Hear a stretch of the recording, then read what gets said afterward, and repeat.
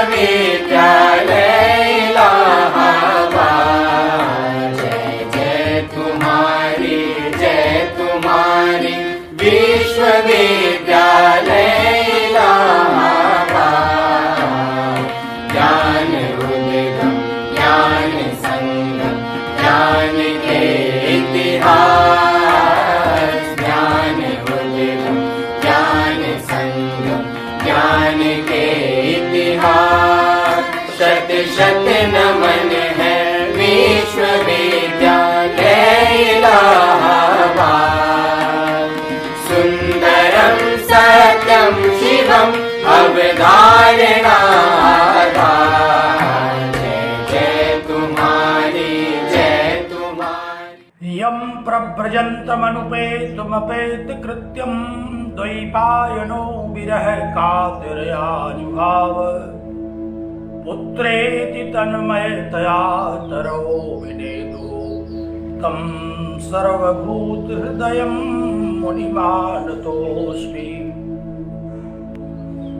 सच्चिदानन्दरूपाय विश्वोत्पत्त्यादिहेतवे तापत्रय विनाशाय श्रीकृष्णाय वयं नुमः।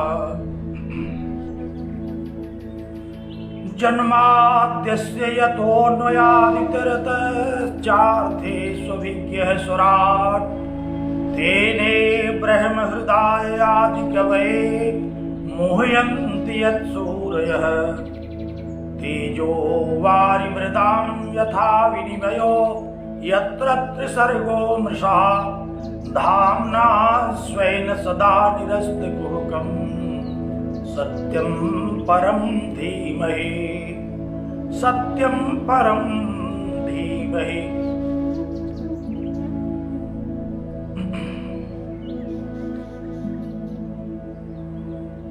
जगत विश्व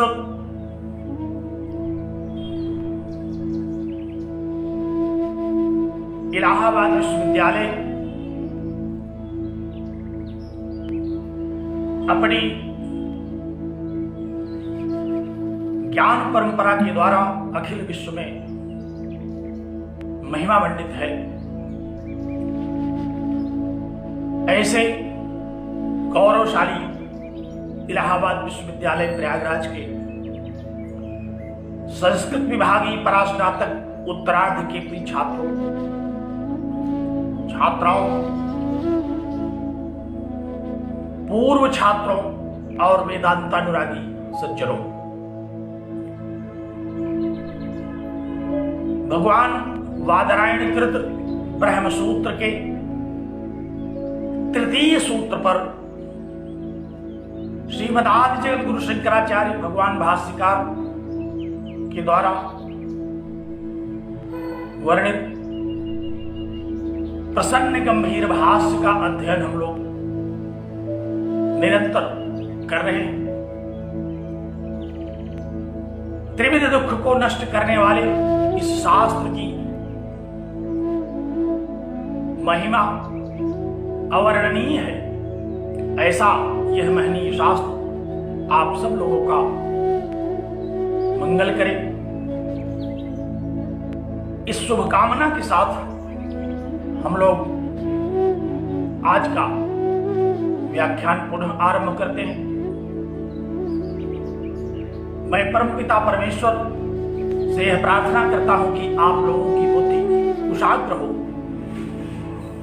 चित्त एकाग्र हो और इस महनीय गंभीर शास्त्र को समझने में आप सक्षम हो।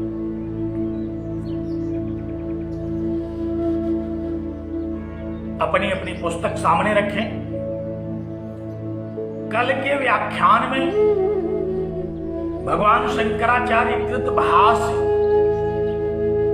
जहां तक हम लोगों ने देखा था, आज उसके आगे से अब हम लोग इसको आरंभ कर रहे हैं।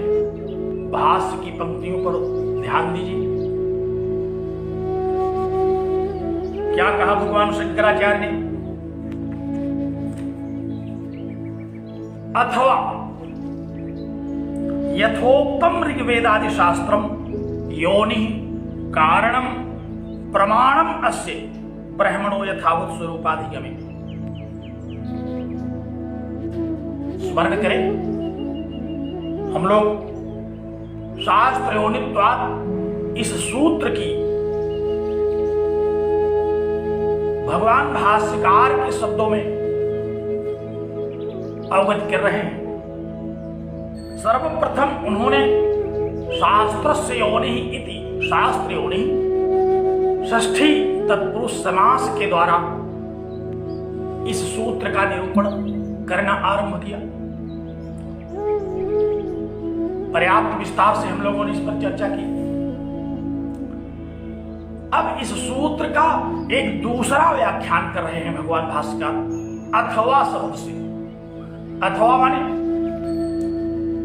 माने इसके बाद, और वा शब्द का तात्पर्य है भी, विकल्प से। तो भगवान शंकराचार्य का कहना है कि एक व्याख्यान तो हम लोगों ने सुना, इसके अतिरिक्त एक दूसरी तरह से भी इसका व्याख्यान समझना चाहिए।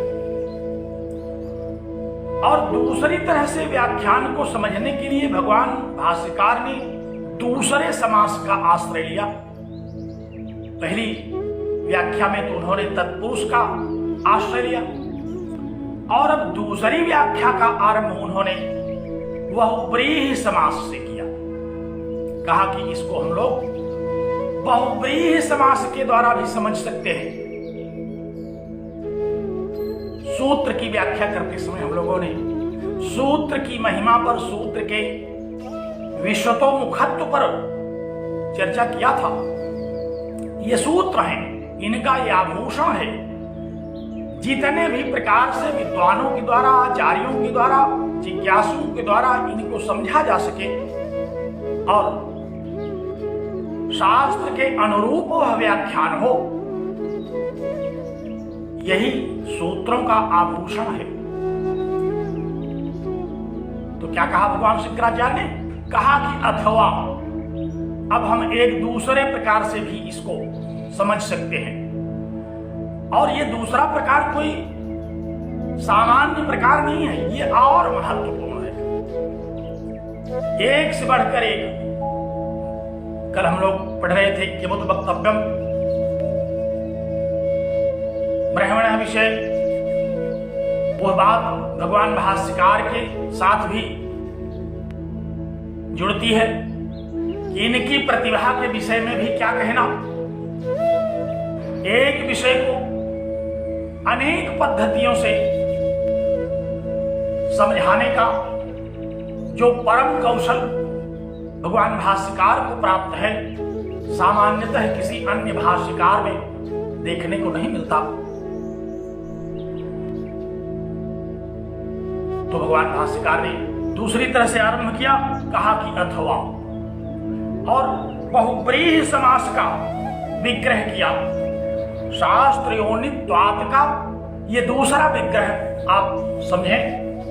पहला विग्रह तो आपने समझा था, शास्त्रस्य योनि कारणम ब्रह्म, तस्य भावः शास्त्रत्वम्, तस्मात् शास्त्रयोनित्वात्। और अब दूसरा जो विग्रह किया कि शास्त्रम योनि, और योनि का तात्पर्य अभी तक हम लोगों ने क्या लिया, कहा कारणम। और इस व्याख्यान में क्या अर्थ लेंगे, कहा कि प्रमाणम अस्य इति शास्त्र योनि, शास्त्रम योनि प्रमाणम अस्य इति शास्त्र योनि, तस्य भावः शास्त्र योनित्वम्, तस्मात् शास्त्र योनित्वात्। विग्रह आप समझ गए होंगे। पूर्व विग्रह हम लोगों ने तत्पुरुष समास के आधार पर किया, और उसके द्वारा भी इस सूत्र के भाष्य को विस्तार से समझाया गया। और अब इस समास के विग्रह के द्वारा भी भगवान भाष्यकार इसका विस्तार से विवेचन करेंगे।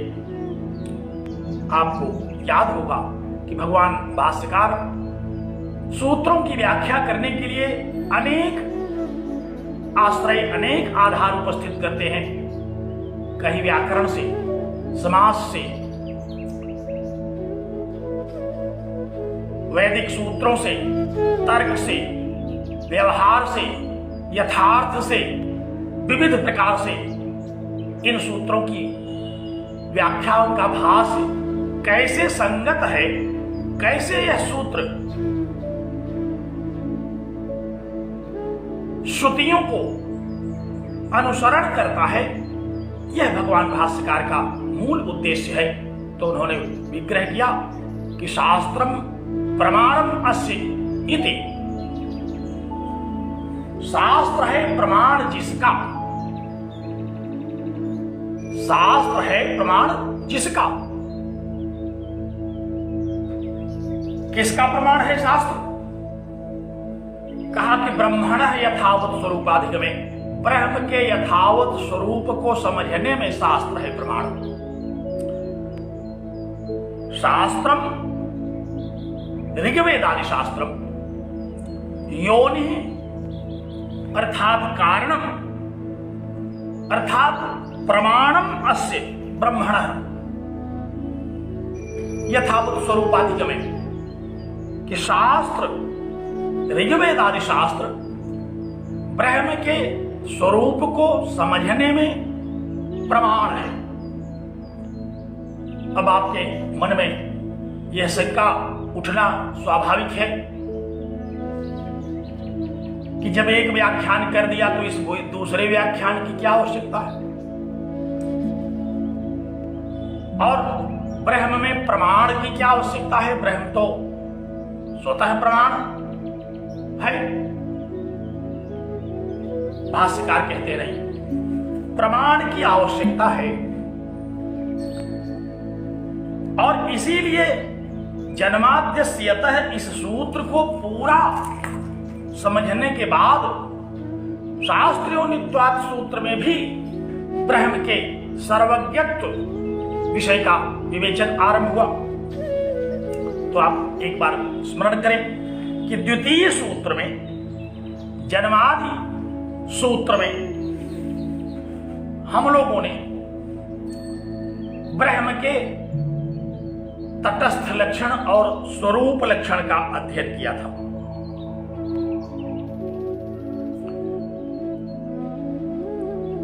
और यह श्रुतियों के द्वारा प्रतिपादित किया था कि जिससे इस जगत की उत्पत्ति, स्थिति और विनाश होता है, तद ब्रह्म वही ब्रह्म है, उसी का विचार करना चाहिए। और वह कौन है? स्वरूप लक्षण के द्वारा हम लोगों ने विज्ञानम आनंदम ब्रह्म, प्रज्ञानम ब्रह्म, अयमात्मा ब्रह्म आदि ब्रह्म के स्वरूप लक्षणों को श्रुतियों के आधार पर देख करके उसके स्वरूप लक्षण को समझा था कि परमानंद स्वरूप उस परमात्मा से ही इस जगत की उत्पत्ति, स्थिति और विनाश होता है। और वहां द्वितीय सूत्र में प्रसंगवश नैयायिकों के द्वारा ईश्वर की अनुमान प्रमाण से सत्ता सिद्ध करने का उल्लेख आया है।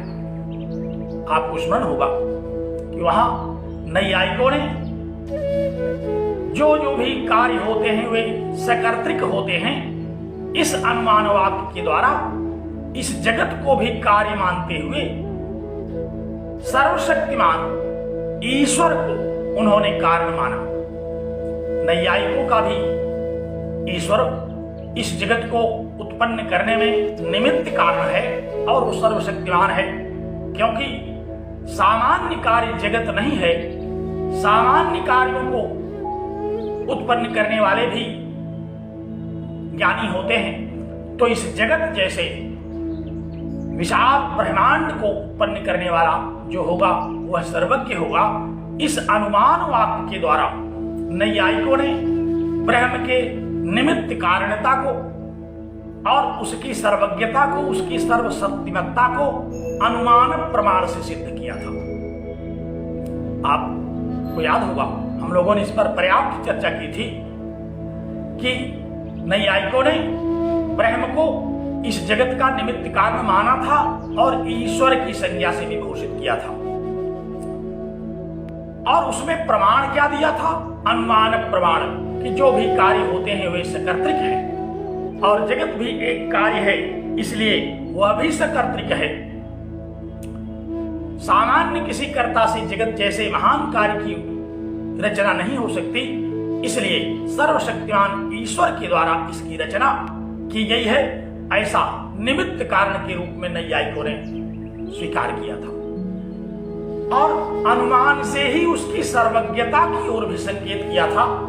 सुस्पष्ट तो नहीं कहा कि वह सर्वज्ञ भी है, लेकिन चूंकि जगत जैसे महान कार्य को उत्पन्न करने वाला कोई सामान्य बुद्धि का तत्व नहीं होगा, इसलिए अनुमान से ही उसकी सर्वज्ञता का भी उल्लेख किया गया। और आपको यह भी याद होगा कि वहां वेदांत में भगवान भाष्यकार ने नैयायिकों के इस तर्क को स्वीकार नहीं किया था। उन्होंने कहा कि नहीं, इस जगत का कारण श्रुतियों में परम तत्व को माना गया है। इतनी बात द्वितीय सूत्र में हम लोगों ने पढ़ा था। वहां भगवान भाष्यकार ने नैयायिकों को दो टूक जवाब नहीं दिया था। ये नहीं कहा था कि ब्रह्म में अनुमान प्रमाण नहीं है, केवल श्रुति प्रमाण है। शास्त्रों के द्वारा ही ब्रह्म का सर्वज्ञत्व, ब्रह्म की सर्वशक्तिमत्ता, ब्रह्म की अभिन्न निमित्तोपादान कारणता, इस पर उन्होंने शास्त्रोल्लेख पूर्वक विचार प्रस्तुत नहीं किया था। आप बात को पुनः अपने मस्तिष्क में धारण कर चुके होंगे कि जब द्वितीय सूत्र में भगवान भाष्यकार ने नैयायिकों को उनके अनुमान प्रमाण का खंडन किया था, तो वहां यह नहीं कहा कि अनुमान नहीं, केवल शास्त्र से ब्रह्म का प्रामाण्य सिद्ध होगा। उन्होंने केवल इतना कह दिया कि अनुमान से नहीं, हम शास्त्र से इसकी सर्वज्ञता और इसकी कारणता को मानते हैं।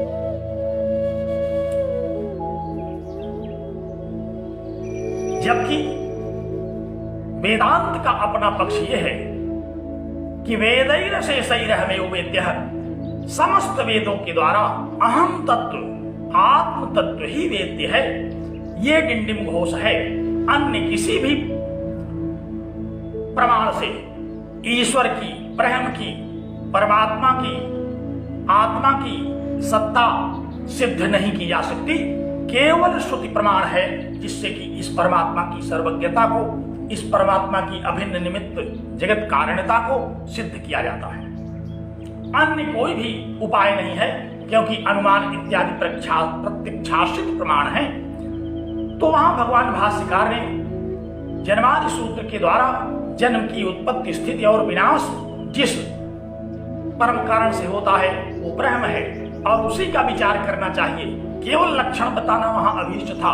उन्होंने केवल लक्षण बता करके वहां अपना कार्य संपन्न किया, परंतु इस सूत्र के द्वारा उन्होंने शास्त्र शब्द का ग्रहण किया। द्वितीय सूत्र में उन्होंने शास्त्र शब्द का ग्रहण नहीं किया था। वहां उन्होंने अन्य तर्कों पर, अन्य प्रमाणों पर अपनी बात का प्रामाण्य, अपनी बात का स्थापन किया था। अब इस तीसरे सूत्र में शास्त्र शब्द को उन्होंने ग्रहण किया बड़ी मजबूती से। और शास्त्र योनित्वात् में अब चूंकि द्वितीय सूत्र में शास्त्र शब्द के द्वारा ब्रह्म की सर्वज्ञता का बखान नहीं किया गया, ब्रह्म की जगत कारणता का बखान नहीं किया गया, भले श्रुतियों को उद्धृत किया गया, लेकिन यह नहीं कहा गया था कि शास्त्रादेव प्रमाणात् ब्रह्मण सर्वज्ञत्वम सिद्धम, केवल शास्त्र प्रमाण के द्वारा ब्रह्म की सर्वज्ञता सिद्ध होती है। उसको यहां कहने के लिए भगवान भाष्यकार अब आरंभ करते हैं। तो शास्त्र की रचना करने के कारण वह सर्वज्ञ है, ये तो हम लोगों ने पहले तत्पुरुष समास के विग्रह के आधार पर समझा। और अब दूसरा जो समास है बहुव्रीहि, उसके द्वारा भगवान भाष्यकार ब्रह्म में केवल शास्त्र प्रमाण को स्वीकार करते हैं, इस बात का कथन उन्होंने शुरू किया। इसीलिए कहा कि यद्यपि श्रुतियों में अनेक बार ऐसा आया कि यतो आयमानि भूतानि जायन्ते तद ब्रह्म तद जिज्ञासस्व, बृहदारण्यक में भी तम तु औपनिषदम पुरुषम पृच्छामि श्रुति वाक्य आया और वहां भी यह जिज्ञासा की गई कि औपनिषदम पुरुषम पृच्छामि, जो उपनिषदों के द्वारा वर्णित, उपनिषदों के द्वारा जिज्ञास्य जो पुरुष है, जो परम पुरुष है, जो परमात्मा है, मैं उसी के विषय में जिज्ञासा कर रहा हूं, उसी के विचार का प्रसंग उठा रहा हूं। तो वहां परम पुरुष की चर्चा भी आई। तो बृहदारण्यक में भी उस परम पुरुष को जिज्ञासु बताते हुए उस पर विचार किया गया। तैत्तिरीय उपनिषद में भी जगत की कारणता के रूप में उद्धृत करते हुए उस पर विचार किया गया। श्रुतियों में अनेक सह श्रुति प्रमाण के द्वारा ब्रह्म के यथावत स्वरूप का विचार तो किया गया, लेकिन विगत सूत्र के भाष्य में इस विषय पर विशेष जोर नहीं दिया गया।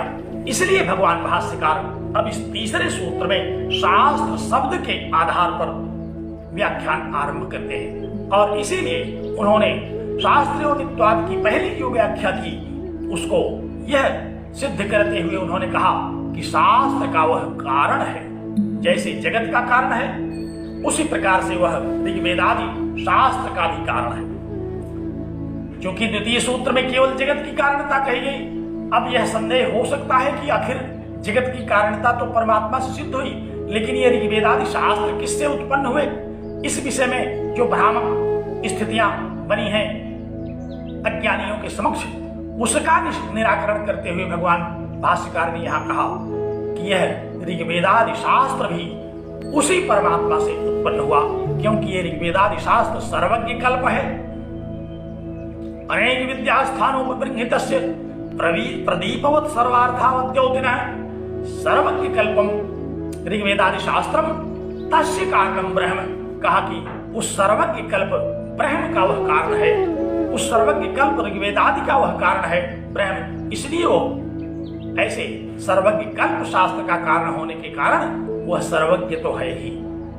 तो ब्रह्म की ऋग्वेदादि शास्त्रों के प्रति कारणता को सिद्ध किया और उसकी सर्वज्ञता को सिद्ध किया। और अब मुख्य जो शंका बनी रह गई कि आखिर फिर यह सूत्र क्यों आया, जब वहां भगवान भाष्यकार ने सर्वज्ञता को सिद्ध कर दिया, शास्त्र के प्रमाण, शास्त्र के मुख्य कारण के रूप में ब्रह्म को सिद्ध कर दिया, तो फिर इस दूसरे व्याख्यान में क्या कहना चाहते हैं।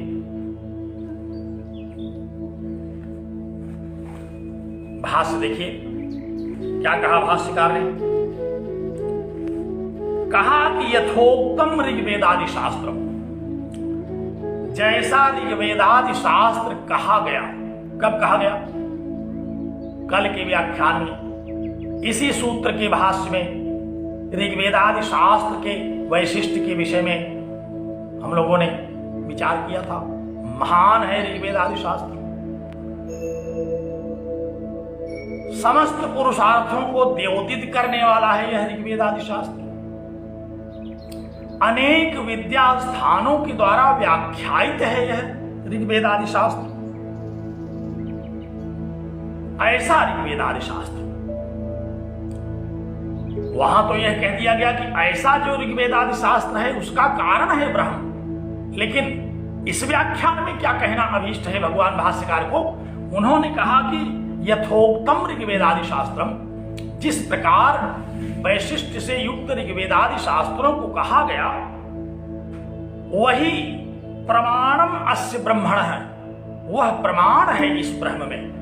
वही ऋग्वेदादि शास्त्र जो अनेक विद्या स्थानों से व्याख्यायित है, वही ऋग्वेदादि शास्त्र जो परम पुरुषार्थ पर्यंत सभी पुरुषार्थों को प्रदान करने वाला, प्रकाशित करने वाला है, वही ऋग्वेद आदि शास्त्र जो शब्द और अर्थ से सीमा में आबद्ध नहीं है, उससे भी महान है, ऐसा जो ऋग्वेद आदि शास्त्र है वह इस ब्रह्म के यथावत स्वरूपाधिगमे प्रमाणम, इस ब्रह्म के यथावत स्वरूपाधिगम में, उसके यथावत स्वरूप को समझने में यह प्रमाण है।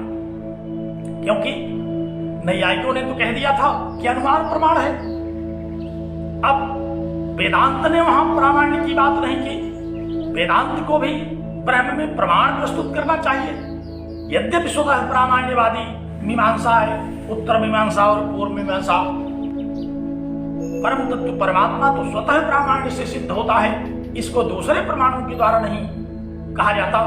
तो इस स्वतः प्रमाण को कौन सिद्ध करेगा? इस स्वतः प्रमाण के द्वारा ये जो श्रुति प्रमाण है यही परमात्मा के स्वरूप को सिद्ध करेगा, क्योंकि यह उस परमात्मा के श्वास प्रश्वास से ही तो निकला है। हमने कोई बात कही और उस बात से ही हमारे स्वरूप का निर्धारण होता है, वह बात ही हमारे स्वरूप में प्रमाण है। जैसे हम लोग किसी विशेष विवेचन को करते हैं तो हमारे द्वारा कही गई वह बात हमारी सर्वज्ञता में, हमारे ज्ञान में वह प्रमाण है, हमारे स्वरूप के निर्धारण में वह प्रमाण है। हमारी बातों से, हमारे विषय के प्रतिपादन से ही हमारी क्षमता का, हमारे व्यक्तित्व का प्रामाण्य भी मिलता है। इसलिए भगवान भाष्यकार ने कहा कि ये ऋग्वेदादि शास्त्र जो वस्तुतः उसके श्वास प्रश्वास है, वही स्वयं इस परमात्मा के यथावत स्वरूप का ज्ञान कराने में प्रमाण है। तो यथावत स्वरूपाधिगमे यथोक्तम ऋग्वेदादि शास्त्रम प्रमाणम, परमात्मा के यथावत स्वरूप का ज्ञान करने में यह जो ऋग्वेदादि शास्त्र है वही प्रमाण है। और शास्त्रादेव प्रमाणात् जगतो जन्मादि कारणम ब्रह्मधिगम्यते इत्यभिप्राय। क्या अभिप्राय है कहने का? भाष्यकार ने कहा कि शास्त्रादेव प्रमाणात्, नान अन्यस्मात् प्रमाणात्, न किसी अन्य प्रमाण के द्वारा ब्रह्म के यथावत स्वरूप को समझना संभव नहीं है। शास्त्रात् एवं प्रमाणम, ऋग्वेदादि शास्त्र के द्वारा ही ब्रह्म में प्रामाण्य समझा जा सकता है। तो कहा कि शास्त्रात् एवं प्रमाणात् जगतो जन्मादि कारणम, इस जगत के जन्म स्थिति और विनाश के परम कारण स्वरूप जो परमात्मा है उसका ज्ञान किया जा सकता है, वही प्रमाण है। अनुमान इत्यादि प्रमाण ब्रह्म में नहीं है। अनुमान इत्यादि प्रमाणों के द्वारा न तो ब्रह्म की जगत कारणता का ज्ञान हो सकता है और न ही ब्रह्म की सर्वज्ञता का ही ज्ञान हो सकता है। केवल एक प्रमाण है। वह कौन सा प्रमाण? कहा कि वह एक शास्त्रात् एव, शास्त्र के ही द्वारा उसकी सर्वज्ञता का, उसकी जगत कारणता का प्रामाण्य सिद्ध होता है।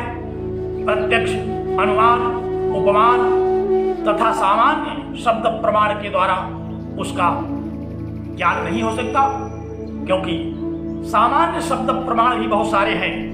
वे जागतिक पदार्थों को तो सिद्ध करने के लिए प्रमाण स्वरूप हैं, परंतु वेदांत उनको प्रमाण नहीं मानता, क्योंकि वह परमात्मा तो अशब्द स्वरूप अव्ययम कहा गया कि वो तो अशब्द है। अशब्द है अर्थात शब्द के द्वारा उसके विषय में नहीं कहा जा सकता। तो फिर कौन कहेगा उसको? उसको श्रुतियां कहेंगे। श्रुतियां सामान्य शब्द नहीं है। श्रुतियां तो ऐसे श्वास प्रश्वास हैं जो परमात्मा के ही द्वारा उद्धित हैं, परमात्मा के ही द्वारा कहे गए हैं। इसलिए परमात्मा की बात तो परमात्मा में प्रमाण हो सकती है। अन्य कोई शास्त्र अगर कहे कि हम भी परमात्मा के प्रामाण्य को सिद्ध करते हैं, तो वह शास्त्र कह तो सकता है, संकेत भी कर सकता है, लेकिन शब्द प्रमाण हो रही है परमात्मा को सिद्ध करने में। आपको स्मरण होगा श्रीमद् भगवद गीता के 2 अध्याय में हम लोगों ने एक श्लोक देखा था कि अंतवंत इमे देहा नित्यस्योक्ता शरीरिणः अनासिनो अप्रमेयस्य तस्मात् युद्धस्व भारत। वहां भगवान कृष्ण ने कहा था कि ये देह तो अंतवान है और इसमें रहने वाला जो देही है वो नित्य है। तो कहा कि कैसे समझा जाए? कहा कि अनासिनो अप्रमेयस्य, कहा कि ये अनासी, ये अविनाशी जो परमात्मा है वो अप्रमेय है। अप्रमेय माने जो प्रमाणों के द्वारा समझा न जा सके। जो प्रमाणों के द्वारा समझा जाता है वो तो प्रमेय होता है, और ये परमात्मा कैसा है, कहा ये तो अप्रमेय है, ये प्रमाणों के द्वारा नहीं समझा जा सकता। तो वहां किन किन प्रमाणों की बात आई, वहां इन्हीं प्रमाणों की चर्चा आई कि वह प्रत्यक्ष, अनुमान, उपमान, सामान्यतः शब्द और अर्थापत्ति, अभाव आदि प्रमाणों के द्वारा उसको नहीं समझा जा सकता, क्योंकि वो अप्रमेय है। वह जो अप्रमेय है, वह जो परम तत्व है, उसको समझने में ये कोई शास्त्र प्रमाण नहीं है, श्रुतियां ही केवल प्रमाण है। क्योंकि श्रुतियां शब्द प्रमाण नहीं है, वे श्रुति प्रमाण है। इस पर एक अलग से विशेष व्याख्यान की आवश्यकता पड़ती है। हम लोगों को एक विशेष शोध पत्र भी इस पर मैंने लिखा था एक बार कि श्रुति प्रमाण और शब्द प्रमाण, श्रुति प्रमाण किसे कहते हैं और शब्द प्रमाण की क्या गति है। शब्द प्रमाण भी हमें इस जागतिक विषयों का बोध कराते हैं, लेकिन श्रुति प्रमाण उस परम तत्व का ज्ञान करने में जो अज्ञान बाधा डालता है उसको दूर करता है। तो इसलिए भगवान भाष्यकार स्थान स्थान पर जहां कोई श्रुति उद्धृत करते हैं तो वहां कहते हैं इति श्रुते है। आप अब तक कई स्थानों पर देखा होगा, जब जब भगवान भाष्यकार ने कोई श्रुतिवाद को उद्धृत किया तो वहां उन्होंने ये नहीं कहा कि इति शब्द प्रमाणम, उन्होंने यह लिखा इति श्रुते है। ऐसा श्रुति कह रही है। तो श्रुति कह रही है कि तस्व निश्चितम एतद् ऋग्वेदः, ये ऋग्वेदादि शास्त्र उसके श्वास प्रश्वास हैं, और वही ऋग्वेदादि शास्त्र जो सर्वज्ञ कल्प हैं वही इसमें प्रमाण स्वरूप ग्रहण किए जाते हैं। श्रुतियों के अलावा और कोई प्रमाण नहीं है। इस बात को कहा कि शास्त्रात् एवं प्रमाणात्, शास्त्र प्रमाण के द्वारा ही जगतो जन्मादि कारणम, जो जगत का जन्मादि कारण है, जो जगत की उत्पत्ति स्थिति और विनाश का कारण है, वह अधिगम्यते इत्यभिप्राय है। इस बहुब्रीहि समास के द्वारा उद्धृत जो व्याख्यान है इसका अभिप्राय उन्होंने समझाया कि यह जो ऋग्वेदादि शास्त्र है यही इस परमात्मा को समझने में प्रमाण है। मुझे विश्वास है कि आप लोगों को दोनों प्रकार के समास विग्रहों में अंतर समझ में आ गया होगा। तत्पुरुष समास के द्वारा हम लोगों ने ब्रह्म की सर्वज्ञता को समझा, बहुब्रीहि समास के द्वारा हम लोगों ने ऋग्वेदादि शास्त्रों का परम तत्व के स्वरूपाधिगम में प्रामाण्य समझ रहे हैं। दोनों में ये भेद है। और यहां भगवान भाष्यकार इस डिंडिम नाद को करते हैं कि शास्त्रादेव प्रमाणात् ब्रह्म स्वरूपाधिगमः, शास्त्र प्रमाण के द्वारा ही ब्रह्म के स्वरूप का अधिगम होता है। अन्य किसी प्रमाण के द्वारा ब्रह्म के स्वरूप का अधिगम नहीं हो सकता, क्योंकि अनासिनो अप्रमेयस्य, वह परमात्मा तो अप्रमेय है। उस परमात्मा को प्रमाणों के द्वारा नहीं जाना जा सकता। हाँ, परमात्मा स्वयं जब अपने विषय में कहेगा तब हम उसकी बात को प्रामाण्य के रूप में अवश्य स्वीकार करते हैं। और परमात्मा ने स्वयं क्या कहा, इन्हीं ऋग्वेदादि शास्त्रों को कहा। ये जो सर्वज्ञ कल्प ऋग्वेदादि शास्त्र है ये परमात्मा के श्वास प्रश्वास हैं। तो श्वास प्रश्वास से हम उसके अस्तित्व की सत्ता को क्यों न सिद्ध करें। हमारा श्वास प्रश्वास हमारी सत्ता को सिद्ध करता है। जब तक श्वास आती है हमारे जीवित रहने का वही प्रमाण है। कोई लाख कहे किसी व्यक्ति के बारे में, चाहे दुनिया के सारे चिकित्सक मिलकर के कहें कि अब ये मर गए, लेकिन अगर उनकी श्वास आ रही है तो वह श्वास ही उनके जीवन में परम प्रमाण है। क्योंकि जब तक श्वास है तब तक प्राण है, और जब तक प्राण है तब तक जीवन है। तो डॉक्टर लोग तो कई बार ऐसा कह सकते हैं कि अब ये मर गए, इनको ले जाइए, लेकिन वस्तुतः जब तक उनका श्वास चलता है तब तक हम उनके जीवन के विषय में आश्वस्त रहते हैं। तो भगवान परमात्म तत्व उस परम ब्रह्म का जो श्वास प्रश्वास है ऋग्वेद आदि शास्त्र, वह जब कहेगा कि ब्रह्म का अस्तित्व है, ब्रह्म सर्वज्ञ है, ब्रह्म ही इस जगत का अभिन्न निमित्त उपादान कारण है, तो यही ऋग्वेद आदि शास्त्र का जो स्वरूप है, यही परमात्मा की समझने में प्रमाण है।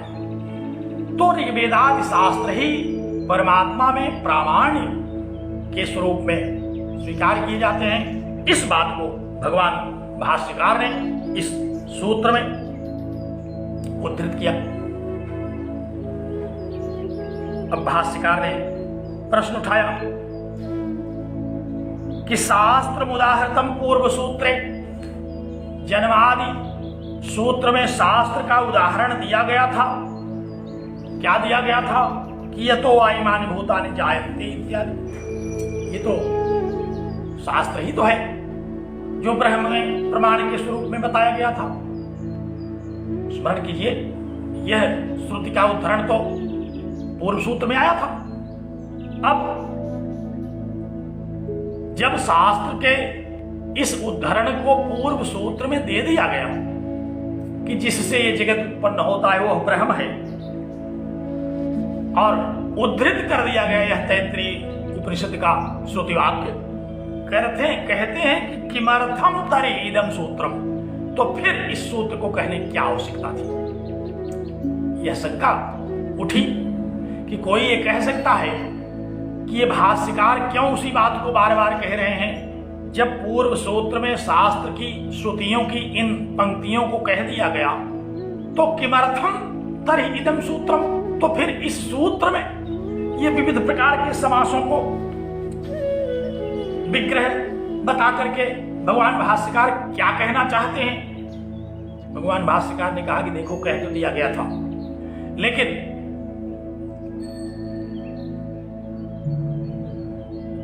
उस कथन में एक बात विचारणीय रह गई थी।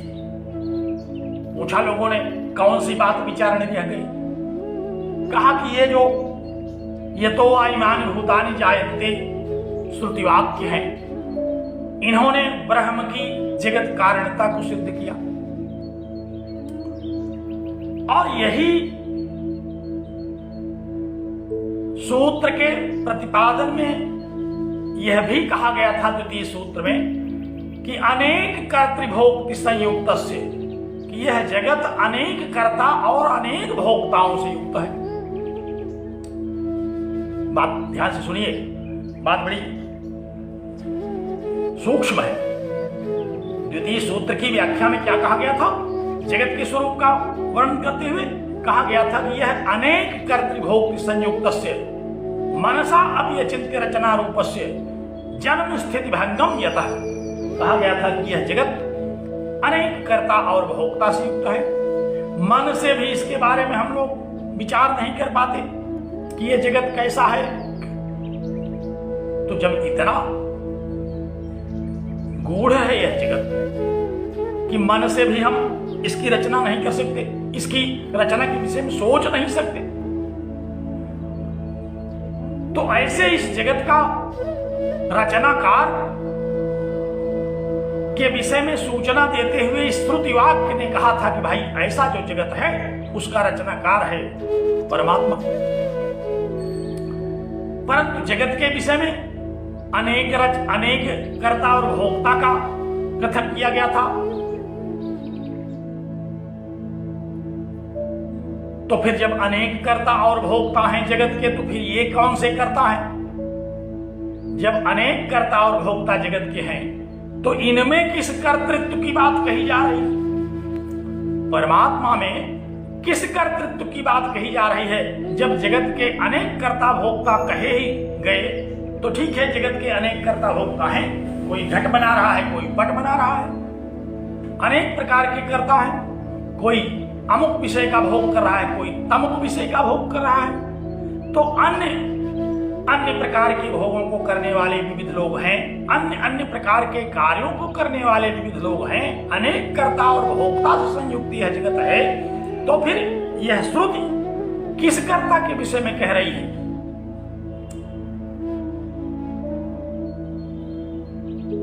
तो आचार्यों ने कहा कि यह श्रुति उन अनेक कर्ताओं और भोक्ताओं के बारे में नहीं कह रही है, क्योंकि वे सर्वज्ञ नहीं है।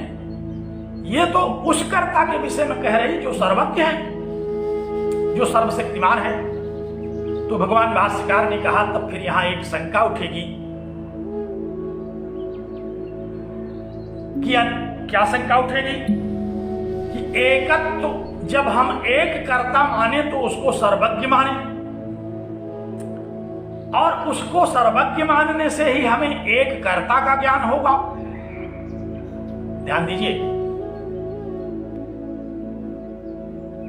जब एक कर्ता कोई नहीं है और सर्वज्ञ परमात्मा ही इसका कर्ता है, तो अनेक कर्ता और भोक्ता का खंडन हम कैसे कर पाएंगे? जब हम ब्रह्म को सर्वज्ञ माने तो ब्रह्म की सर्वज्ञता के आधार पर ही हम इस जगत के अद्वैत कर्ता का कथन कह पाएंगे। तो यहां अन्योन्य आश्रय दोष हो गया। क्या अन्योन्याश्रय दोष हुआ कि एकत्व के ज्ञान से सर्वज्ञत्व का ज्ञान होने लगेगा और सर्वज्ञत्व के ज्ञान से एकत्व का ज्ञान होने लगेगा। यहां ये अन्योन्याश्रय दोष है। अगर हम उस परमात्मा की जगत कारणता के विषय में यह कहें कि वही है इस जगत का कारण और इस जगत का कारण होने के कारण वो सर्वज्ञ भी है, तो यहां अन्योन्याश्रय दोष हुआ। दो वाक्य आए। एक वाक्य कह रहा है कि एकत्व के ज्ञान से सर्वज्ञत्व, अकेला परमात्मा इस जगत का कर्ता तभी हो सकता है जब हम उसको सर्वज्ञ माने, और जब हम उसको सर्वज्ञ माने तभी उसको हम अकेला कर्ता स्वीकार कर पाएंगे। ये अन्योन्याश्रय दोष हो जाएगा।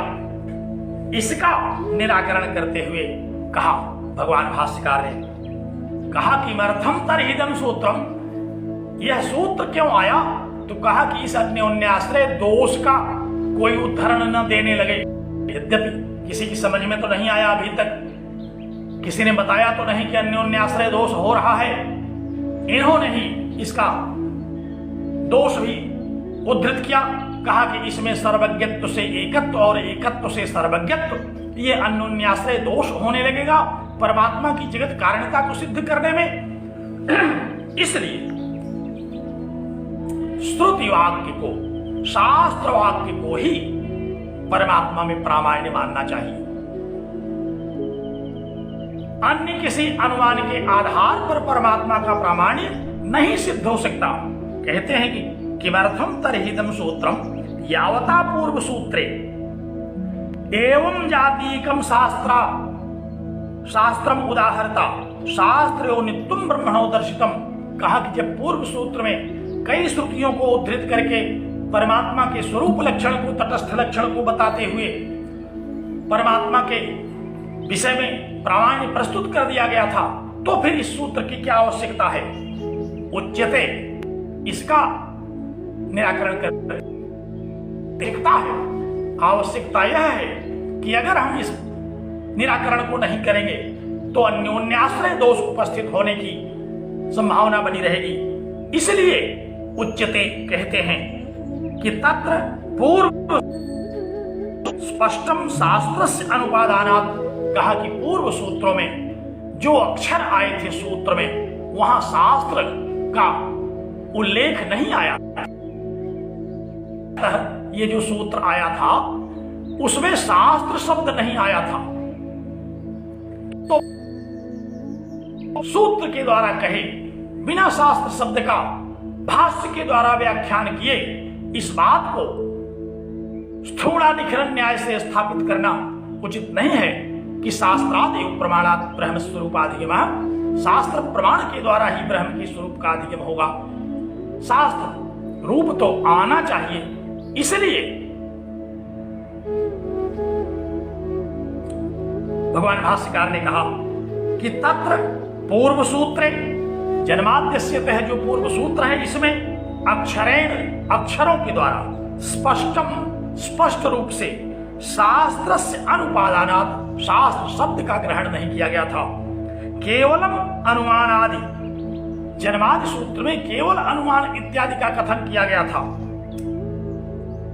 केवलम अनुमानम उपन्यास्तम इत्यासंकेत, वहां केवल अनुमान शब्द का उपन्यास किया गया था, अनुमान शब्द को रखा गया था। तो एक शंका तो यह होगी कि ब्रह्म की सर्वज्ञता और ब्रह्म का कारण होना यह अनुमान प्रमाण से भी हो सकता है और शास्त्र प्रमाण से भी। तो यहाँ सूत्र शास्त्रोनित्वाद सूत्र में भगवान भाष्यकार ने इस विषय को निराकृत किया कि नहीं, अनुमान प्रमाण से न तो उसका निमित्त और उपादान कारण होना सिद्ध होगा और न ही उसका सर्वज्ञत्व होना सिद्ध होगा, ये केवल श्रुति प्रमाण से ही सिद्ध होगा। कहा कि ताम आशंकाम निर्वर्तितुम, उस आशंका का निराकरण करने के लिए, उस शंका को दूर करने के लिए इदम सूत्रम प्रवृत्ते, यह सूत्र प्रवृत्त होता है कि शास्त्रोनित्वात्, इस सूत्र में शास्त्र शब्द आया और शास्त्र शब्द ने ही ब्रह्म के इस जगत कारणता को सिद्ध करते हुए उसकी सर्वज्ञता को सिद्ध किया और शास्त्र शब्द ही उस ब्रह्म के यथावत स्वरूप के अधिगम में प्रमाण है। अनुमान इत्यादि प्रमाणों के द्वारा ब्रह्म के स्वरूप को न समझा जा सकता है, न ब्रह्म की जगत कारणता को कहा सुना समझा जा सकता है। इसलिए शास्त्रादेव प्रमाणात्, शास्त्र प्रमाण से ही यह विषय निराकरण करने योग्य है। अनुमान प्रमाण से यह निराकरण करने योग्य नहीं है। इस शंका को निर्मूल कर दिया। कहा कि शास्त्र योनित्वाद इस सूत्र के उद्धरण से कई शंकाएं निर्मूल हो रही हैं। एक तो कोई दोष नहीं है अन्योन्याश्रय इत्यादि, और न ही इसमें अनुमान प्रमाण इत्यादि के होने का, उनके प्रामाण्य का दोष आ रहा है। इससे सारी बातें सुस्पष्ट हो गई कि इस जगत के परम कारण स्वरूप परमात्मा के द्वारा ही जैसे जगत की उत्पत्ति की गई, उसी तरह से ऋग्वेदादि शास्त्रों की भी उत्पत्ति की गई और ये ऋग्वेदादि शास्त्र ही उसमें प्रमाण है। तो दो व्याख्यान करके भगवान भाष्यकार ने इसका तात्पर्य समझाया। एक तो यह कि शास्त्रों का परम कारण है यह परमात्मा, इसलिए सर्वज्ञ है, और दूसरा यह कि ये सर्वज्ञ कल्प जो ऋग्वेदादि शास्त्र हैं यही उस परमात्मा में प्रमाण है। इन दो विषयों का प्रतिपादन, इन दो ब्रह्म विषयक स्वरूपों के निर्धारण का प्रतिपादन, ब्रह्म की प्रमाण और ब्रह्म की जगत कारणता, ब्रह्म की सर्वज्ञता इत्यादि इसमें निरूपित किया गया। मुझे ये लोगों ने इसको समझने की चेष्टा की होगी और समझा होगा। जहां कोई संदेह हो आप लोग इसको लिख करके हमें प्रेषित करें, तो मैं उस पर चर्चा करूंगा, निराकरण करूंगा। और अब इस सूत्र को इतना ही कह करके हम लोग इस पर व्याख्यान बंद करेंगे, क्योंकि परीक्षा और सामान्यतः शास्त्रार्थ की दृष्टि से, इसको समझने की दृष्टि से इन दोनों व्याख्यानों पर मैंने चर्चा किया। आपके लिए इतना ही पर्याप्त है। आप लोगों को बहुत बहुत धन्यवाद, बहुत आशीर्वाद कि आपने इस सूत्र को बड़े ही तन्मयता से समझा और पर्याप्त संख्या भी इस दोपहरी में एकत्र हुई। बहुत बहुत धन्यवाद। नमस्कार।